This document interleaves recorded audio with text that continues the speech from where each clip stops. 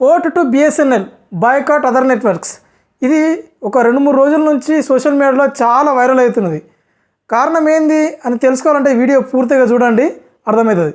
ప్రస్తుతం భారతదేశంలో biggest network సర్వీస్గా నిలుస్తున్నటువంటి సంస్థలు ఒకటి జియో అయితే, ఆ తర్వాత ఉన్నటువంటి స్థానంలో ఎయిర్టెల్, ఆ తర్వాతలో విఐ, ఆ తర్వాత బిఎస్ఎన్ఎల్ స్థానాలు ఉన్నాయి. కానీ 2016 కంటే ముందు ఇంకా చాలా నెట్వర్క్లు ఉండే. ఐడియా, వొడాఫోన్, టాటా డోకోమో, ఇంకా చిన్న చిన్న నెట్వర్క్లు చాలా ఉండే. కానీ 2016లో టెలికాం రంగంలో ఎంట్రీ ఇచ్చినటువంటి జియో సంస్థ ఫ్రీ డేటా, ఫ్రీ నెట్వర్క్ అనేటటువంటి స్లోగన్స్ తోటి 2016లో ఒక పెద్ద సునామీ సృష్టించింది ఈ జియో సంస్థ. కానీ 2016లో ఏదైతే సునామీ సృష్టించిందో జియో, అదే ఇప్పుడు రానున్నటువంటి ఒక 5-6 నెలల్లో బిఎస్ఎన్ఎల్ కూడా అదే స్థాయిలో ఒక పెద్ద సునామీ సృష్టించబోతుంది అనేటటువంటి వాతావరణం మనకు కనిపిస్తున్నది. ఎందుకంటే మనకు తెలుసు, ఈ మంత్ స్టార్టింగ్లో జియో కానీ ఎయిర్టెల్ కానీ వాళ్ళ యొక్క రీఛార్జ్ అనేటటువంటి సర్వీస్ ఛార్జీలను చాలా పెద్ద ఎత్తున పెంచేశారు. అకారణంగా పెంచినటువంటి ఈ రేట్లు మధ్యతరగతి కుటుంబంలో ఒక పెను భారంగా వాళ్ళ జేబులకు చిల్లులు పడే విధంగా తయారైతే, ఈ గ్యాప్ అనేది పెరిగిపోయింది. ఈ టెలికాం రంగంలో ఉన్నటువంటి ఈ సంస్థలకు, ఎయిర్టెల్కి కానీ జియోకి కానీ జనాలకు ఉన్నటువంటి గ్యాప్ పెరిగిపోవడం వల్ల పెరిగిపోయిన ఈ గ్యాప్ని బిఎస్ఎన్ఎల్ ఫుల్ఫిల్ చేయబోతుంది. అయితే బిఎస్ఎన్ఎల్కి అంత సీన్ ఉందా అంటే, ఎయిర్టెల్ తోటి జియో తోటి పోటీ పడేంత సీన్ ఉందా అంటే, జనరల్గా అయితే బిఎస్ఎన్ఎల్ జనాలు నమ్మరు. కానీ ఆ బిఎస్ఎన్ఎల్కు సపోర్ట్ని ఇస్తూ బిఎస్ఎన్ఎల్లో పెట్టుబడులు పెడుతున్నటువంటి టాటా, ఏదైతే టాటా రతన్ టాటా గారు ఉన్నటువంటి టాటా ఆర్గనైజేషన్ ఏదందో, ఆ టాటా ఆర్గనైజేషన్ పెట్టే పెట్టుబడుల వల్ల జనాల లోపల విపరీతమైనటువంటి నమ్మకం వచ్చేసింది. ఎందుకంటే టాటా అనేది కేవలం ఒక పేరు కాదు, అదొక ఎమోషన్. ఒక టాటా అంటే ఒక నమ్మకం, ప్రజలకు జనాల మీద ఉన్నటువంటి నమ్మకం టాటా అంటే. అందుకే టాటా ఎప్పుడైతే 15,000 కోట్ల పెట్టుబడులు బిఎస్ఎన్ఎల్ అనేటటువంటి ఈ సంస్థలు పెట్టుబడులు ఎప్పుడు స్టార్ట్ చేసిందో, ఆ తర్వాతి రోజే దాదాపు 1,00,000 కోట్లు బిఎస్ఎన్ఎల్కు పోటైనాయి. గత వారం నుంచి 1 కోటి మంది బిఎస్ఎన్ఎల్కు పోటైనారు, కేవలం టాటా గ్రూప్ మీద ఉన్నటువంటి నమ్మకంతో. ఎందుకంటే మధ్యతరగతి కుటుంబానికి టాటా గ్రూప్స్ వ్యాపార సంబంధంతో చూడకుండా వాళ్ళకి సర్వీస్ కోణంతో చూస్తున్నటువంటి సంస్థ ఏదైనా ఉంటే టాటా సంస్థ. అందుకే మధ్యతరగతి కుటుంబం వాళ్ళకి వీలుగా ఉండే విధంగా నానో కార్ను ఫస్ట్ టైం ఇంట్రొడ్యూస్ చేసినటువంటి వ్యక్తి ఉంటాడు, సంస్థ ఏదైనా ఉంటే Tata. And electric car introduce చేసినటువంటి ఫస్ట్ సంస్థ ఏదంటే టాటా. అండ్ బిఎస్ఎన్ఎల్ అనేటువంటిది కూడా ఒక గవర్నమెంట్కి సంబంధించినటువంటి సంస్థ. ఈ అన్నిటి కారణాల చేత ప్రజలందరూ కూడా పెద్ద ఎత్తున బిఎస్ఎన్ఎల్కి పోటవుతున్నాడు. అదే జియో కానీ ఎయిర్టెల్ కానీ చూసుకున్నట్లయితే అవి లాభాల కోసం ఆర్జించేటటువంటి సంస్థలు. జియో ఏం చేసింది 2016లో అంటే ఫ్రీ నెట్, ఫ్రీ అని చెప్పేసి అందరికీ ఫ్రీగా నెట్ ఇచ్చి, ఫ్రీగా కాలింగ్ సౌకర్యం ఇచ్చి, అందరినీ బానిసలుగా చేసి, ఆ తర్వాత వాళ్ళ యొక్క వ్యాపార సామ్రాజ్యాన్ని సృష్టించుకునే ప్రయత్నం చేశారు. మార్కెటింగ్ స్ట్రాటజీ అంటారు దాన్ని. ఆ స్ట్రాటజీ ఇంప్లిమెంట్ చేశారు. ఎంతైనా కూడా ప్రైవేటోడు జనాల యొక్క జేబులకు చిల్లులు పెట్టే ప్రయత్నం చేశాడని చెప్పేసి అప్పుడు నిరూపితమైంది. ఫస్ట్ వాళ్ళని బానిసలను చేసి, ఆ తర్వాత వాళ్ళ యొక్క మార్కెటింగ్ స్ట్రాటజీ ఇంప్లిమెంట్ చేసి లాభాలు గడించేటటువంటి స్ట్రాటజీ పెట్టుబడిదారీ వ్యవస్థ, ఈ కార్పొరేట్ వ్యవస్థ, ఈ కార్పొరేట్ని ఆలోచనలు ఎప్పుడు కూడా జనాల దగ్గర డబ్బులు తీసుకోవాలి, వ్యాపార కోణంతో ఉంటాయి తప్ప సర్వీస్ చేసే కోణంతో ఉండదని చెప్పేసి జియో వాడు మళ్ళీ నిరూపించిండు. అయితే ఇక్కడ ఉన్నటువంటి సవాల్ ఏంటంటే, బిఎస్ఎన్ఎల్ జియోకు కానీ ఎయిర్టెల్ కానీ పోటీ ఇస్తుందా? ఈ విశాలమైనటువంటి ఈ పోటీ ప్రపంచంలో, ఈ నెట్వర్క్ సామ్రాజ్యంలో బిఎస్ఎన్ఎల్ జియోకు ప్లేస్ భర్తీ చేస్తుందా అంటే ఖచ్చితంగా కొన్ని మైనస్లు ఉన్నాయి, కొన్ని ప్లస్లు ఉన్నాయి. సో మైనస్లు ఏమున్నాయని చూసుకున్నట్లయితే, బిఎస్ఎన్ఎల్కు ఉన్నటువంటి నెట్వర్క్ ప్రాబ్లం.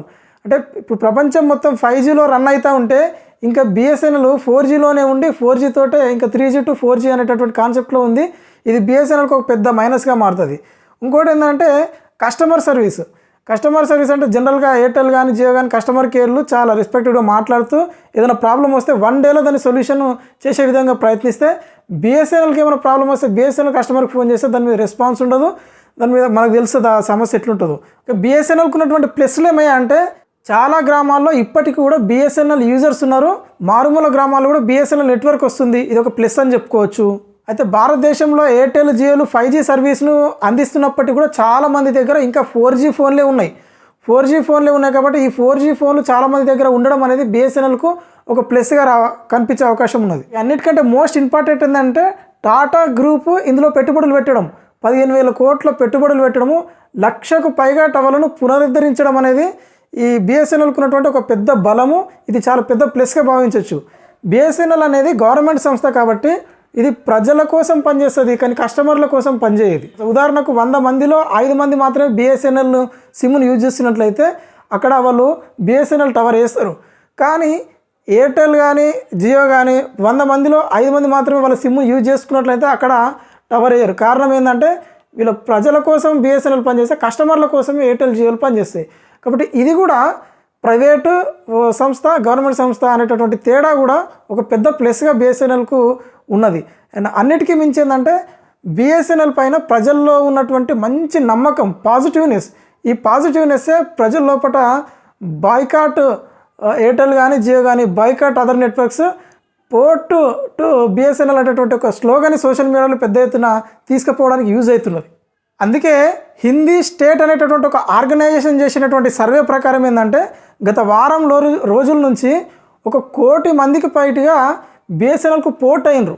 అట్లాగే ఏ నెట్వర్క్ను ఎంతమంది యూజ్ చేస్తున్నారు అనేటటువంటి ఒక పొజిషన్ కనుక చూసుకున్నట్లయితే 47 కోట్లతో ఫస్ట్ ప్లేస్లో జియో సిమ్ను యూజ్ చేస్తే 38 కోట్లతో ఎయిర్టెల్ సిమ్ను సెకండ్ ప్లేస్లో యూజ్ చేస్తే 21 కోట్లతో ఇతర నెట్వర్క్లు యూజ్ చేస్తే బిఎస్ఎన్ఎల్కు 9 కోట్ల మంది కస్టమర్ల యొక్క భాగస్వామ్యం ఉంది. అయితే మరి ఇప్పుడు ఉన్నటువంటి సిచ్యువేషన్లో బిఎస్ఎన్ఎల్కు పోర్ట్ కావాలన్నా వద్దా అంటే మనకు కేవలం నెట్టే అవసరం ఉన్నది అనుకుంటే బిఎస్ఎన్ఎల్కు పోర్ట్ కాకపోవడం మంచిది. ఒకవేళ మీరు ఉన్నటువంటి ఏరియాలో మంచి సిగ్నల్స్, ఫాస్ట్ సిగ్నల్స్ కనుక వచ్చినట్లయితే పోర్ట్ కావచ్చు. ఎవరింట్లోనైతే వైఫై ఉంటుందో వాళ్ళకు పోర్ట్ కావాల్సినటువంటి అవసరం కూడా ఉండదు. ఇక కేవలం కాల్స్ కోసమే, మాట్లాడడానికి కోసమే కావాలి సిమ్ అనుకుంటే కనుక బిఎస్ఎన్ఎల్కి ఈజీగా పోర్ట్ కావచ్చు. ఒక పేద మధ్యతరగతికి కుటుంబానికి చెందినటువంటి వ్యక్తులు ఎవరైతే ఉన్నారో వాళ్ళు చాలా పెద్ద ఎత్తున ఈ బిఎస్ఎన్ఎల్ను ఆహ్వానిస్తున్నారు, జియోను ఎయిర్టెల్ను వ్యతిరేకిస్తున్నారు, బాయ్కాట్ అని చెప్తున్నారు. ఖచ్చితంగా ఇది పేదలకు మధ్యతరగతి ప్రజలకు ఉపయోగపడితే దీన్ని మనం వెల్కమ్ చేయాల్సినటువంటి అవసరం ఉన్నది. ఎందుకంటే బిఎస్ఎన్ఎల్ వాళ్ళు ఏ రేట్కి అయితే మనం నెట్వర్క్ ఇస్తున్నారో అంతకు డబల్ కంటే ఎక్కువ రేట్లు జియో వాళ్ళు ఎయిర్టెల్ వాళ్ళు ఇస్తారు. మంత్లీ ప్లానింగ్ కనుక తీసుకున్నట్లయితే 485 రూపాయలకే 82 రోజుల పాటు 1.5 GB డేటా మరియు కాలు అన్నీ ఇస్తున్నారు. కానీ జియోకి వచ్చేసరికి దీనికి డబల్ రేట్లు పెడుతున్నాడు. అంటే 800-900 వరకు వచ్చేస్తున్నది రేట్. అది అంటే ఇటీవల మనకు 2 రోజుల కిందనే బిఎస్ఎన్ఎల్ ప్రకటించినటువంటి ఒక ప్లానింగ్స్ ఉన్నాయి, 5 ప్లానింగ్స్. ప్రతి ప్లాన్ కూడా చాలా తక్కువ ధరలోనే మనకు రెగ్యులర్గా ప్రైవేట్ ఆర్గనైజేషన్లో అయినటువంటి ఎయిర్టెల్ జియోలో డబల్ రేట్లు ఉంటే దానికి హాఫ్ రేట్లోనే బిఎస్ఎన్ఎల్లో మనకు డేటా కాలింగ్స్ వచ్చేస్తున్నాయి. అందుకని చెప్పేసి ప్రతి ఒక్కరు బిఎస్ఎన్ఎల్ వైపు వచ్చేస్తున్నారు. ఎక్స్ప్లెనేషన్ మీకు నచ్చినట్లయితే సబ్స్క్రైబ్ చేయండి, షేర్ చేసి, లైక్ చేసి, కామెంట్ చేయండి.